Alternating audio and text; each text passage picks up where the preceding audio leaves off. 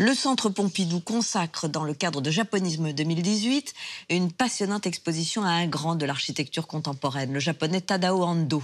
Né en 1941 à Osaka, il a obtenu le Pritzker Prize, c'est-à-dire l'équivalent du prix Nobel, en 1995, et il se distingue par ses lignes simples et pures et son intégration des éléments naturels tels que l'eau ou la lumière. En France, il a travaillé pour le collectionneur et homme d'affaires François Pinault, notamment sur la Bourse du Commerce qui doit ouvrir l'an prochain. Tadao Ando, le défi, par Mathieu Caburet. Il dessine sur les murs comme un enfant, mais à 77 ans, le japonais Tadao Ando est un des architectes les plus connus au monde. En 1995, il remporte le prix Pritzker, équivalent du prix Nobel en architecture. Le béton lisse sublimé par les éléments naturels rendent les ouvrages de Tadao Ando complètement uniques. Le Centre Pompidou présente une rétrospective pour ses 50 ans de carrière à quelques pas de la Bourse du Commerce qu'il est en train de réhabiliter et qui ouvrira ses portes en 2019. Aujourd'hui, chacun de ses projets est un événement et pourtant, c'est en autodidacte qu'il débute sa carrière.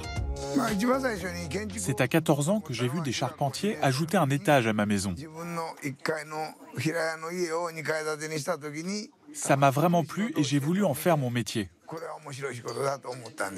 Dès 65, il va se précipiter en Europe pour découvrir l'architecture. Il veut rencontrer Le Corbusier. Le Corbusier est mort 3 jours avant, mais il va voir son architecture, il va découvrir le Panthéon de Rome, le Parthénon.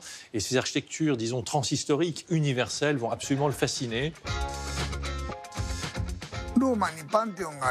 C'est en visitant le Panthéon à Rome et Notre-Dame du haut de Le Corbusier que j'ai ressenti l'importance de la lumière. Qu'elle soit verticale ou horizontale, elle m'a fait ressentir l'espoir. Pour moi, la lumière est vraiment le symbole de l'espoir. En plaçant la lumière au centre de mes constructions, j'ai voulu que les gens y retrouvent l'espoir. La lumière, pour Tadao Ando, c'est un matériau architectural. Comme l'eau, comme l'air, le vent, pour lui, sont très importants. Mais dans toutes ces architectures, la pénétration de la lumière, le jeu de la lumière avec les matières, avec le béton, sont essentiels. La plupart de ces bâtiments sont entourés d'eau parce que la lumière joue avec l'eau, crée des reflets, augmente l'architecture, donc intensifie l'architecture. L'église de la lumière à Osaka et celle de l'eau sur l'île d'Hokkaido sont caractéristiques de son usage des éléments naturels et du béton. Ce matériau est très important face aux catastrophes naturelles que subit le Japon, typhons, séismes ou encore tsunamis.